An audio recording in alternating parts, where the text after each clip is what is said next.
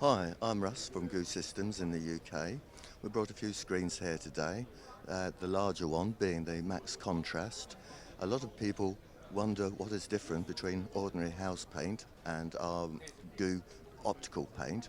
Well, first of all, you have the diffusion, so our light is even across the whole screen area. We're also able to do this without hot spotting. None of our paints hotspot when a projector's on them.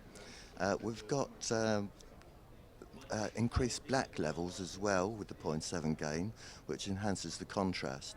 So the image, instead of being a flat image to the wall, will actually pop out and give you an element of realism behind the image.